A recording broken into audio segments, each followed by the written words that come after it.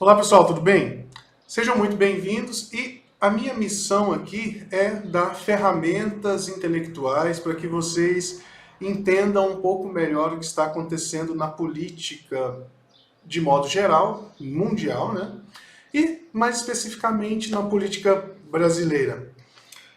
Eu vou dar algumas ferramentas, alguns direcionamentos que eu não tenho visto ninguém falando sobre isso.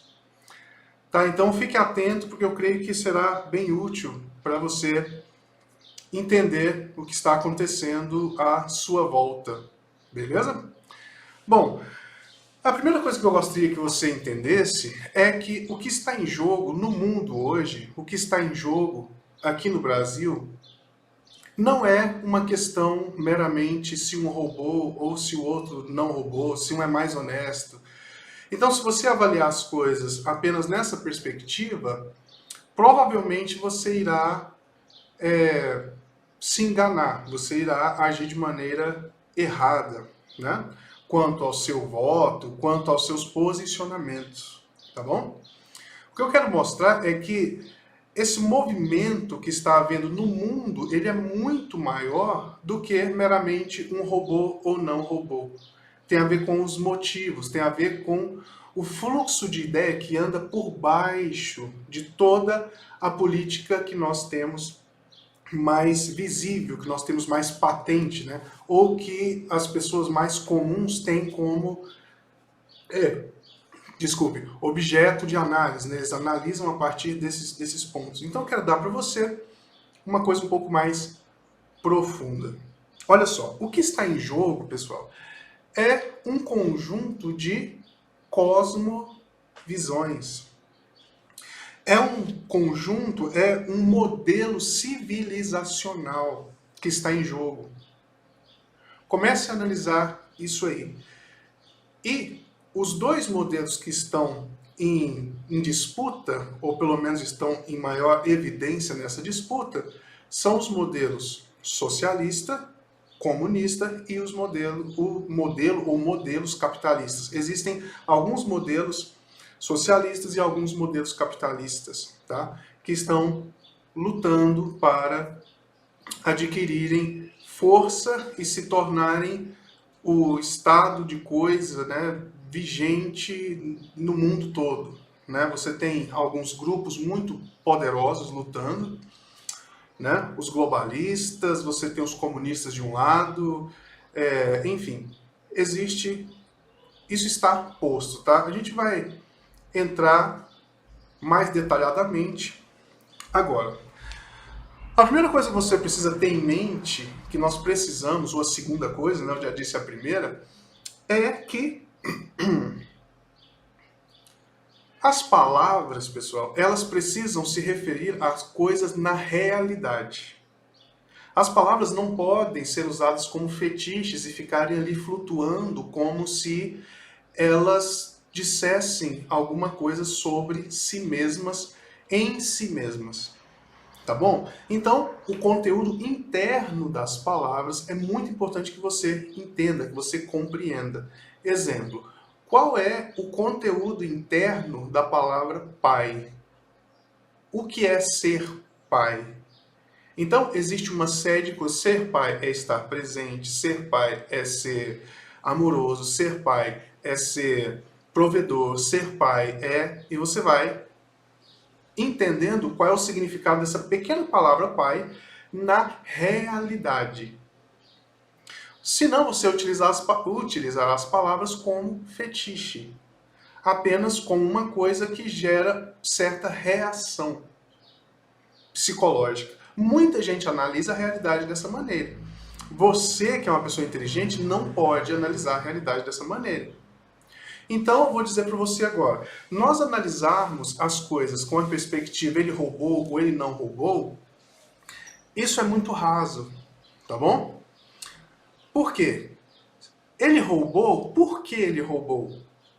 Entendeu? Então agora você precisa entender essas estruturas que estão abaixo. O que é um roubo? Eles roubaram em nome de um benefício maior? Quem roubou? O Bolsonaro roubou, ou o Lula roubou, em nome de uma visão de mundo melhor? Se foi isso, pode ser que eles estejam legitimados e que os seus eleitores entendam que eles estão legitimados. Entendeu, mais ou menos? Se for isso. Eu quero explicar para vocês agora, depois, esse vídeo vai ter duas partes, né? Então serão 2 vídeos, não vai ser só esse. Eu quero mostrar para vocês o que tem por baixo de toda essa estrutura e como que isso foi, através de alguns séculos, sendo construído uma mentalidade. E chegamos a isso. Principalmente no Brasil. Socialismo de um lado, capitalismo do outro. Tá bom? Para que as palavras não soem como um fetiche, não seja simplesmente uma coisa retórica que você não sabe o conteúdo interno, eu separei alguns livros que pode dar para vocês a noção do conteúdo interno de cada palavra. Quando uma pessoa fala, para você ter noção, olha, quando uma pessoa fala democracia, o que é democracia? Quando eu falo democracia, significa uma coisa. Quando o Putin, lá da Rússia, fala a palavra democracia, significa outra coisa. Porque o conteúdo interno dessas palavras são diferentes. Entendeu? O quanto é sério você analisar a realidade e buscar entender o que a pessoa está dizendo realmente. Entendeu? Então, com base nisso que eu estou colocando aqui, eu vou colocar para vocês terem uma visão um pouco alargada. Será um breve estudo, brevíssimo, brevíssimo. Não dá para alongar. Cada um dos conceitos precisa ser muito melhor esmiuçados do que eu vou fazer aqui, tá? Então eu peguei alguns livros aqui para vocês entenderem de onde vieram as ideias que eu tenho, de onde veio a interpretação que eu tenho de cada uma das coisas que eu vou dizer aqui, tá? Então olha só. Eu vou falar um pouquinho sobre a Escola de Frankfurt, esse livro aqui, e eu tenho dezenas de outros livros sobre esses assuntos, tá? Dezenas. Então, Escola de Frankfurt, o Palácio de Prazer do Demônio, a gente vai falar sobre ele. Olha, Poder Global, Religião Universal. Então, nós vamos falar sobre religião. É mesmo a política nacional que tem a ver com religião? Totalmente, pessoal. A política, não é só a política, a civilização, ela é fruto, ela é um subproduto da religião que rege aquele lugar. E não o contrário, tá bom? Guarda isso na sua cabeça. Um dos pontos que eles entendem que precisa ser trabalhado imediatamente é a questão da religião. A religião precisa ser modificada. E isso está sendo feito, tá? Olha só, na educação, Maquiavel Pedagogo, o Ministério da Reforma Psicológica. Olha isso aqui, nós vamos falar sobre isso aqui bastante. A mentalidade anticapitalista.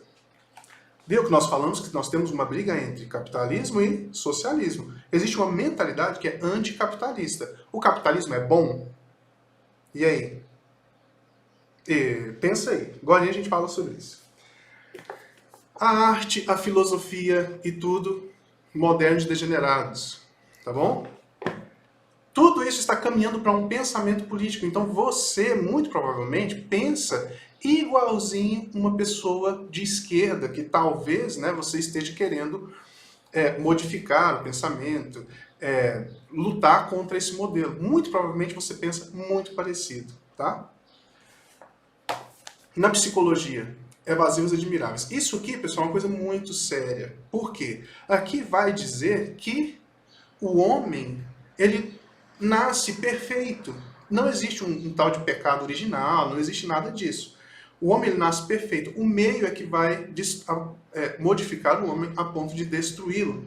Então, se você medicar o homem, pronto, ele vai estar perfeito. Se você der a ele os estímulos corretos, esse homem será um homem bom. Um pouquinho mais sobre religião. Falsa aurora. Iniciativa das Religiões Unidas, o globalismo e a busca por uma religião mundial. Tem que mudar a religião, e a religião já está mudando. Tá? E, olha só, o império ecológico. A subversão da ecologia pelo globalismo. E aqui nós temos aborto, contracepção. Como que é isso? Certo. Então, vocês ouvirão agora, né, nós vamos estudar a partir do conteúdo desse livro e de vários outros, alguns conceitos que são colocados que você precisa entender para você entender onde nós estamos, tá? Para você entender o quanto o assunto é muito mais embaixo do que uma discussão. Ah, ele é a favor disso, ele é a favor daquilo, ele é contra, tá? Então vamos lá.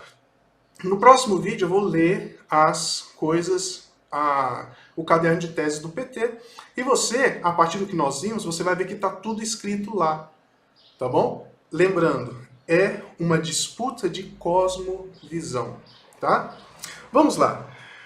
Como que como que isso se dá na realidade?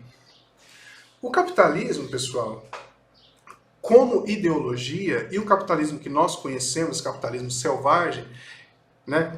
Selvagem, como eles assinalam, ele de fato ele é danoso, ele é mau, ele é perverso em muitas das suas facetas, né? Ele é mau, ele é perverso. Quando nós estamos expostos a esse modo econômico, nós somos vítimas dele muitas vezes. Olha só, podemos ser vítimas, tá? Vítimas do capitalismo. Então, observe, não podemos usar a palavra capitalismo, nem a palavra vítima, nem nada disso como uma coisa etérea que está ali no ar, que não se aplica à realidade, tá? Então, nós podemos ser vítima, e somos muitas vezes, no âmbito da educação. Você teve uma boa educação? Ou ensino, na verdade, né? Educação quem dá aos pais. Mas você teve um bom ensino? Por que você não teve? Ah, porque você não tinha condição, seus pais não tiveram condição de pagar uma escola de alto nível de ensino para você. Olha o capitalismo fazendo as suas vítimas. Certo. Trabalho. Em que você trabalha?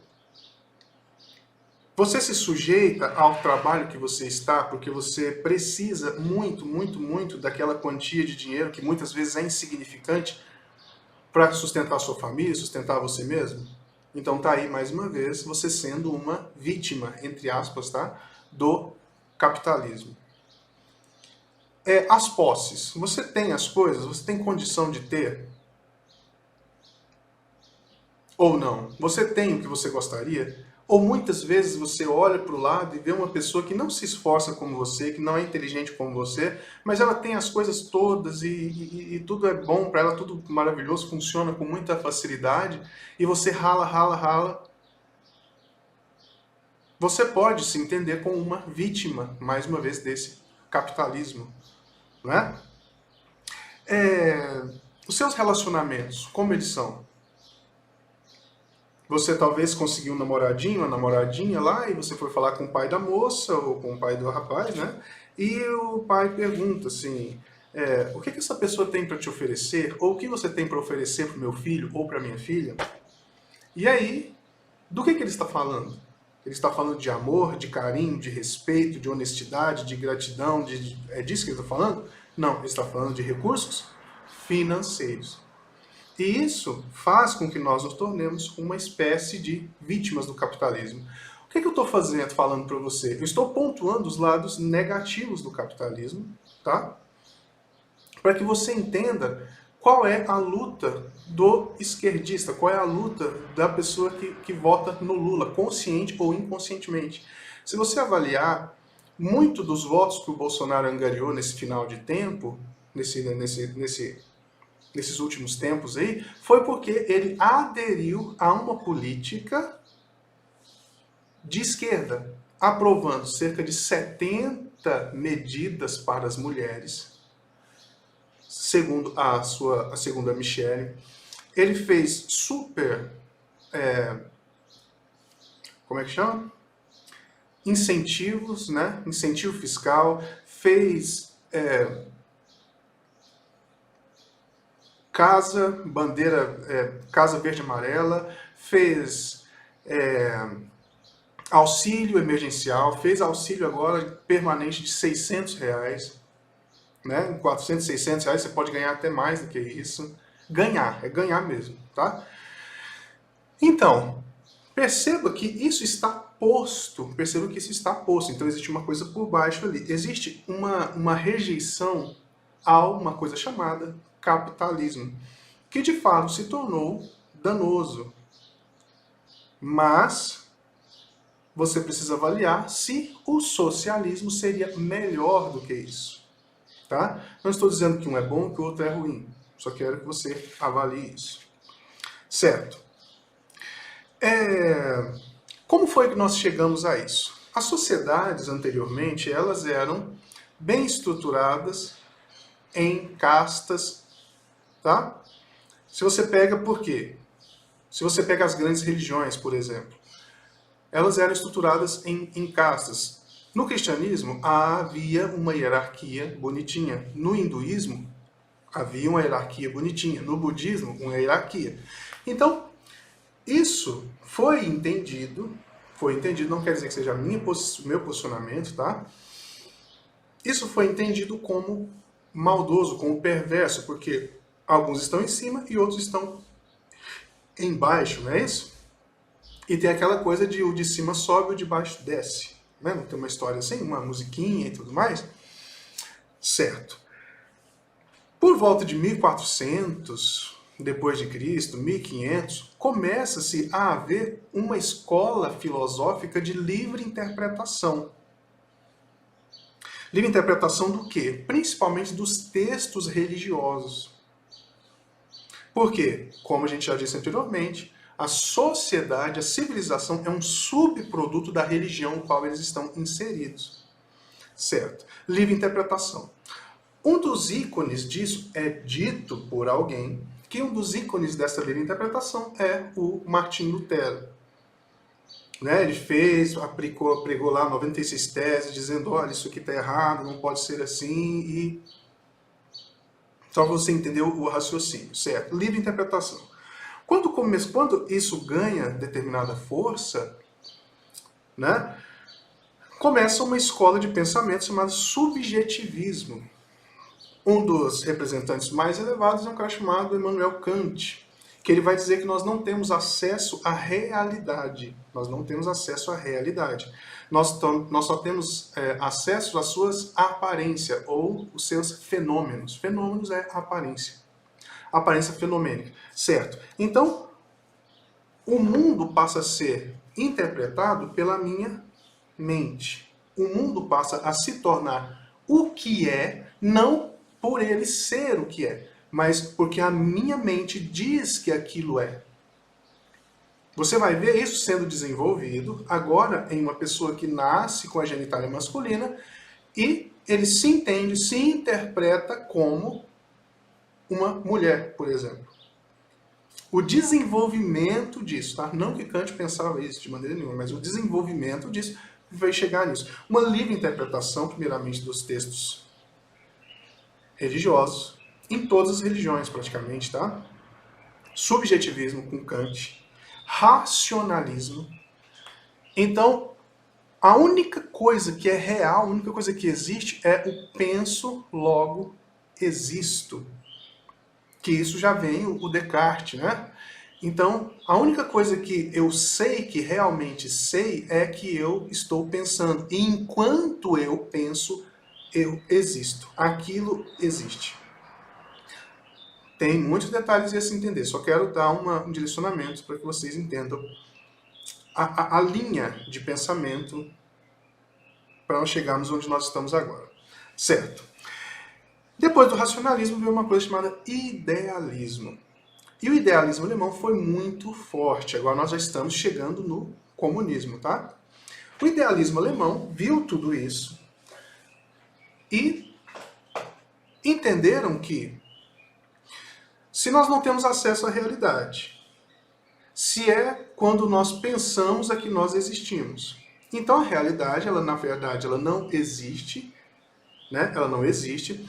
E nós podemos modificar a estrutura da realidade de maneira muito profunda, mudando as estruturas fundamentais. Como eu citei o exemplo agora há pouco. Um homem olha para si mesmo, com genitália, com corpo de homem, e fala assim, eu sou uma mulher. Então isso já estava posto lá atrás, numa espécie de idealismo. Então, o que vai construir a realidade é a minha ideia, é um mundo ideal. O capitalismo, como nós vimos anteriormente, ele tem vítimas, não é isso? Problemático. Um sobe, outro desce. Na educação, na saúde, nós temos muitos problemas aí, não é isso? Então, o que o Marx, primeiramente, né, não foi, assim, pelo menos é o maior ícone desse pensamento. O que o Marx propõe, o que ele pensa? Olha, vamos modificar essa estrutura, já que nós temos o subjetivismo, já que nós temos uma livre interpretação. Eu interpreto as coisas mais elevadas do jeito que eu achar que deve. Eu não tenho acesso à realidade de verdade, então eu posso modificá-la. Pensando, eu existo. Então eu posso aplicar o meu ideal às relações, o meu ideal a toda a realidade. O idealismo de Marx, depois, quando você estudar, você vai entender que é meio materialista, tá? Não é? Materialismo dialético, materialismo histórico dialético, mais ou menos isso aí, tá? Você vai ver que não é bem um idealismo, mas tá muito materialista. Ele, de fato, é muito materialista. Certo? Então, como que foram as sequências de revoluções socialistas, tá? As sequências de revolução socialista, elas se tornam assim, muito mais poderosas e muito mais palpáveis quando pessoas como Lenin, Stalin, eles pensam assim, eles decidem, vamos fazer uma guerra e vamos tornar os proletários, aqueles que cuidam das suas proles, né, seus filhos, aquele que trabalha no chão da fábrica ali, vamos torná-los os donos do poder. Então nós faremos uma guerra entre proletários e os donos da fábrica, ou os donos do capital, coisas desse tipo. E eles têm uma visão que é assim, proletários do mundo, univos, univos. O que aconteceu? Começaram a trabalhar e tal, e o que aconteceu? Os proletários do mundo tiveram seus salários um pouquinho aumentados e foram para casa cuidar das suas proles. Então eles entenderam, olha, peraí, não é desse jeito que nós vamos conseguir fazer a revolução e aplicarmos o nosso ideal à realidade. Acabarmos com o capitalismo. Não é desse jeito. Aí eles foram para uma perspectiva mais nacionalista. E aí você vai ver movimentos como o nazismo, como o lado do Mussolini, que eu esqueci o nome, como é que é? O fascismo, não é isso? Esses movimentos também são de esquerda, pessoal. Também são de esquerda, mas um pouco mais nacionalistas. Um pouco mais nacionalistas. Que eles iam expandir, que eles iam chegar nos lugares, iam dominar e iam impor a beleza, a maravilha que é a igualdade, tá? Para vocês terem noção, falando da religião, o Hitler, ele tem uma visão ariana vinda da Helena Petrovna Blavatsky, que é a mãe da teosofia. Ela diz que você não pode comparar uma pessoa evoluída como os arianos com os africanos, que não são evoluídos. Entendeu? Então, existe um pezinho esotérico ali no nazismo. Então ele começa a matar judeu, começa a matar gente não evoluída, de modo geral. Para você ter noção o que é a religião. Se você pensa na Rússia, você tem a Igreja Ortodoxa, é ela que comanda tudo. É ela, o Putin, ele é o czar, ele é o cara que está acima da religião, ele é o chefe de Estado e também chefe da religião. Então, assim, entenda como o cristianismo precisa ser aplicado nas nossas vidas. Entendeu? Cristianismo vivo e real. A gente vai falar sobre isso daqui a pouquinho. Certo. Então, deu certo? Não deu certo. Então, algumas pessoas observaram e falaram assim, cara, o problema, o Marx mesmo, né, ele já tem isso em mente, ele já vê isso. Ele fala, olha, eu estou fazendo aqui alguns anacronismos, tá? Mas, para ficar a ideia central para você fixar.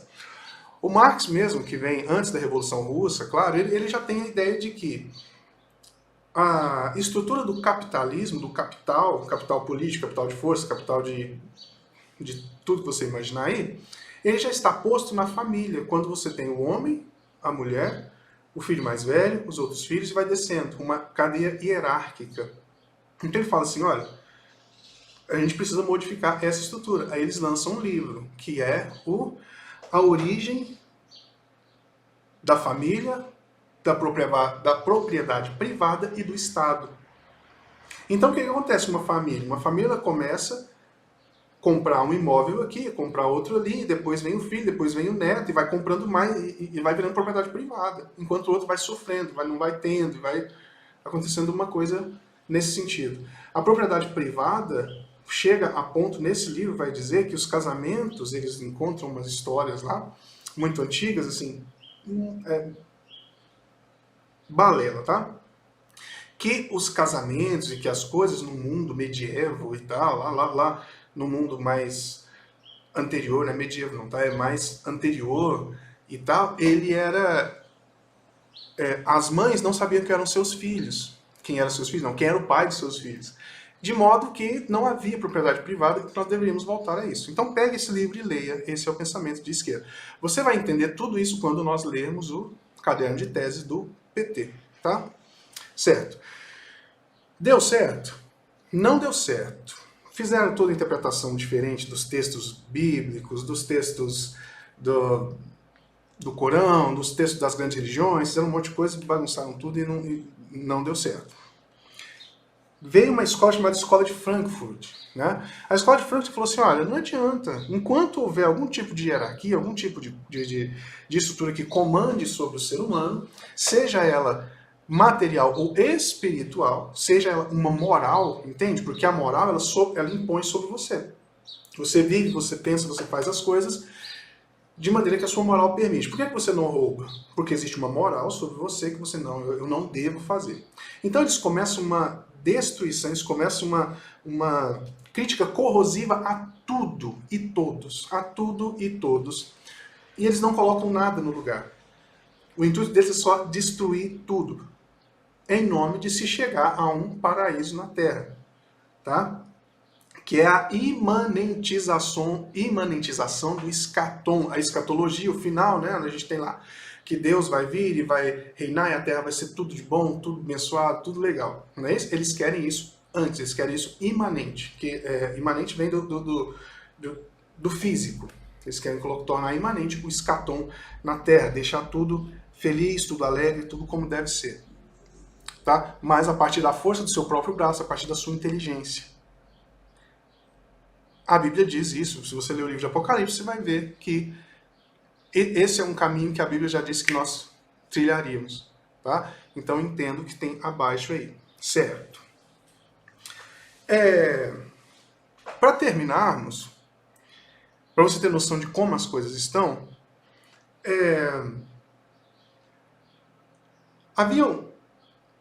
como eu disse anteriormente, livre interpretação dos textos, percebeu-se que as religiões, as grandes religiões, elas são problemáticas, porque dentro da sua estrutura dogmática, ela coloca as coisas de maneira hierarquizada, que não tem jeito de você subir, de você modificar.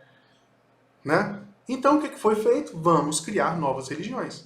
Então foi havendo um suporte e um financiamento a todo tipo de religião que aparece nova. Se você pegar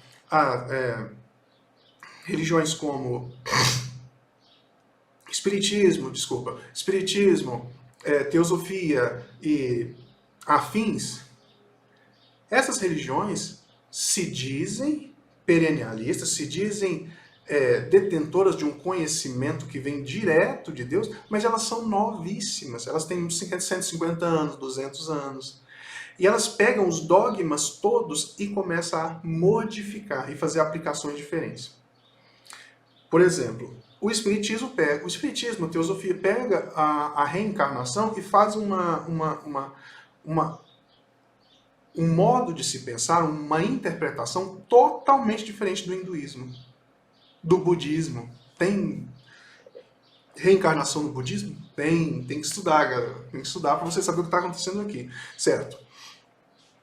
Então, ufologismo e qualquer tipo de coisa que traga uma nova religião com dogmas diferentes. E aí, qual é o intuito dessas novas religiões? Destruir o dogma principal das religiões anteriores. Se nós pegarmos o cristianismo, Helena Petrovna Blavatsky vai dizer que, acho que é no... não importa o livro, estou com pressa, que o nosso herói, o grande herói da humanidade, não é Jesus, é Lúcifer, é o diabo. Porque ele fez com que o homem saísse debaixo das mãos maldosas de Jeová, sendo que Lúcifer é um deus anterior a Jeová. Então, quando você vê o Casa Grande falando sobre Lúcifer, não sei o que, você acha, nossa, que esquisito, pessoa exótica. Não, isso está tomando de conta. E você vai lá e faz acupuntura, aí você vai lá e faz negócio de pedra quente ventosa, aí você vai lá e faz yoga, aí você vira vegetariano, aí você faz esse tipo de coisa, você não faz ideia que é uma religião nova que está se impondo sobre você, você não faz ideia do que está fazendo. Tem mais pessoas, gente, como Saul Alinsky e os Clinton e pessoas que pensam dessa maneira e estão trabalhando uma mentalidade. Antônio Gramsci dizia o seguinte: é necessário que nosso modo de pensar seja onipresente e invisível. É para você não saber de onde vieram suas ideias, é para você não saber o que está acontecendo. Entendeu? É para você simplesmente pensar daquela maneira, como se aquela ideia fosse sua e que se ela fosse a ideia mais natural que existe. Entendeu? Então, pessoal, isso está por baixo aí. Você precisaria, para você mudar de fato a estrutura política do Brasil ou do mundo, você precisaria de fato ser um cristão, ou nós precisamos ser de fato cristãos. O cristianismo se perdeu e agora luta por poder. Luta por dinheiro para ajudar as pessoas? Não. Para fazer cirurgia estética, para ganhar, para andar em carros enormes, para fazer grandes templos. É isso. Não é para refletir o caráter e vida de Deus na vida das outras pessoas. Então, a única solução que nós temos é nos tornarmos cristãos autênticos, verdadeiros. 99% dos cristãos, é sério, estão buscando poder, estão buscando esse tipo de coisa. De modo geral, poder. Essas pessoas, pessoal, essas pessoas serão pisadas pelos homens. É isso que vão ser. Sabe assim, lutando, se gastando e tudo para ter um cara lá no STF, se lutando, gastando para ter um carro super esporte, mais legal do que o do Neymar, do que o não sei de quem. Não é isso, pessoal, que nós precisamos buscar. Você quer uma solução? Você quer ser de direita? Ou você quer ser... Enfim. Nem a cosmovisão capitalista, nem a cosmovisão ou o modelo civilizacional comunista nem capitalista. Nós precisamos ter um modelo civilizacional de Deus. Para nós nos impormos às outras pessoas através de lei? Não, Deus não se impõe às pessoas através de lei. Deus coloca diante das pessoas a bênção, a maldição, um caminho ou outro.